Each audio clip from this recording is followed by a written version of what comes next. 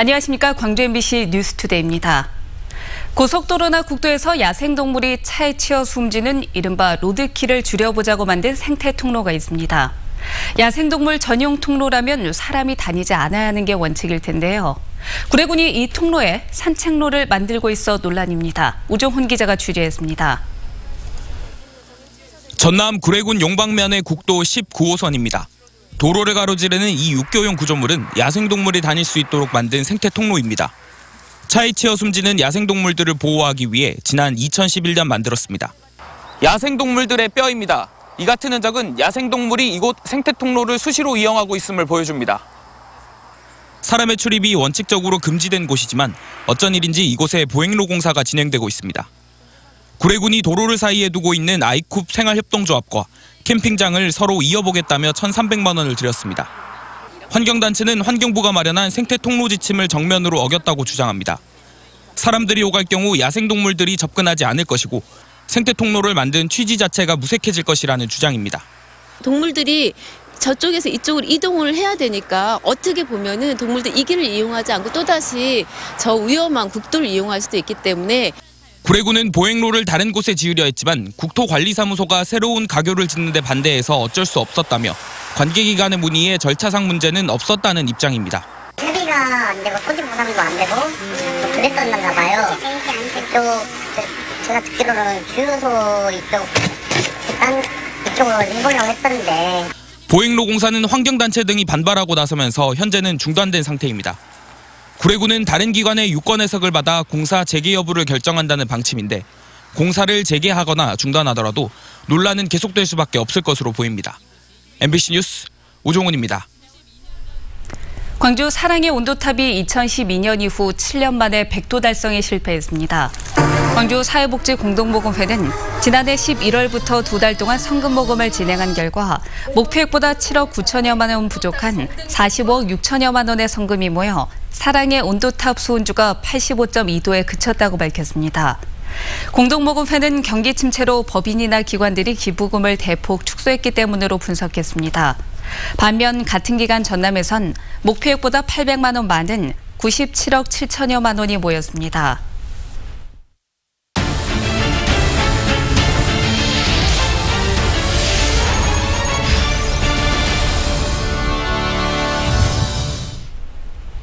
어제 오전 10시 30분쯤 광주 동구 산수동의 한 빌라 원룸에서 불이 나 집주인 49살 이모 씨가 얼굴과 팔 등에 화상을 입어 병원으로 이송됐습니다. 불이 나자 주민 13명이 대피해 추가 인명피해는 없었지만 원룸 일부가 불에 타 소방서 추산 870만 원의 재산 피해가 났습니다. 경찰은 이 씨가 돈 문제로 부부싸움을 하던 중 홧김에 불을 질렀다는 이 씨 부인의 진술을 토대로 정확한 경위를 조사하고 있습니다. 동거녀를 살해한 혐의로 기소된 50대가 항소심에서도 중형을 선고받았습니다. 광주고법 형사 1부는 지난해 4월 영안군의 한 주택에서 동거녀 54살 김모 씨를 벽돌로 때려 살해한 혐의로 기소된 58살 정모 씨의 항소를 기각하고 원심과 같은 징역 20년을 선고했습니다. 재판부는 정 씨가 벽돌로 동거녀를 살해하기 하루 전에도 흉기로 수차례 찔러 살해하려고 했다며 범행 수법이 잔혹한 점 등을 토대로 이같이 판시했다고 말했습니다. 국내에서 4번째로 길다는 신안 천사대교가 임시 개통했습니다. 긴 시간 배를 타고 바다를 건너야 갈 수 있었던 고향 섬이 성큼 가까워졌습니다. 문현철 기자가 취재했습니다. 신안 암태도가 고향인 양대철 씨 가족들.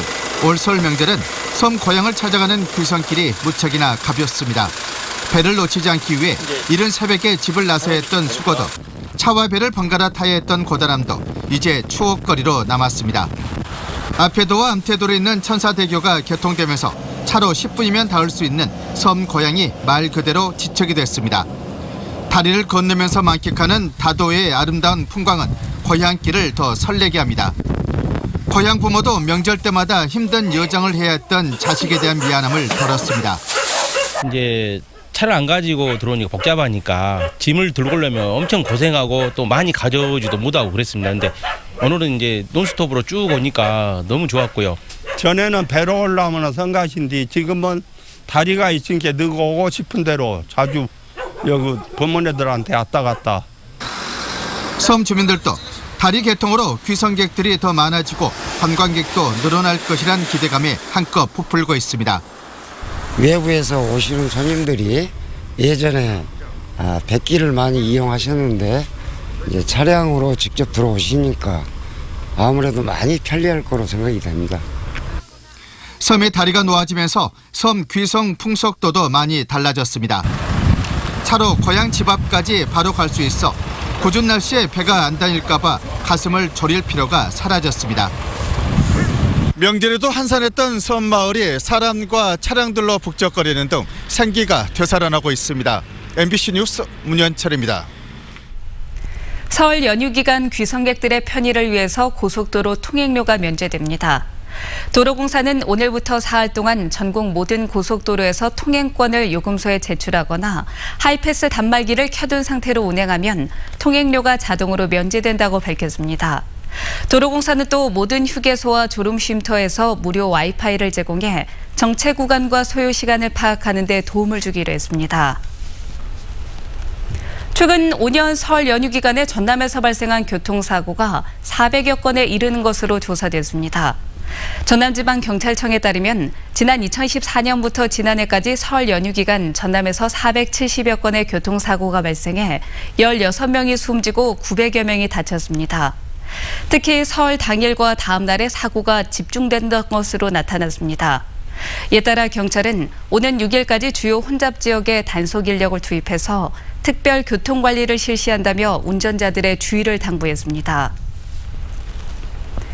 최근 큰 관심을 받고 있는 목포 원도심에는 잘 알려지지 않은 문화재들이 곳곳에 숨겨져 있습니다.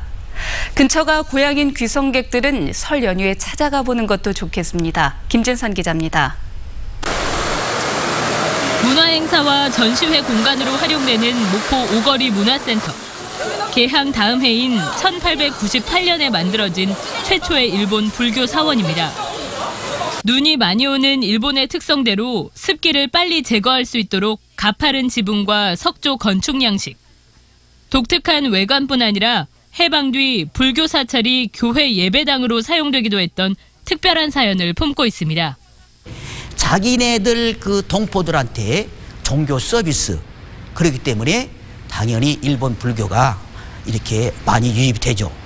근데 안타까운 것은 도입은 그렇게 됐지만은 결국에 그 우리 민족을 정신을 말살하기 위해서 법정 스님과의 인연으로 스님이 가장 먼저 반겨주는 골목길 안의 작은 사찰. 스님들이 기거하는 요 사체와 법당이 연결된 구조는 일본 사찰의 전형적인 형식으로 국내에는 군산 동국사와 이곳이 유일합니다.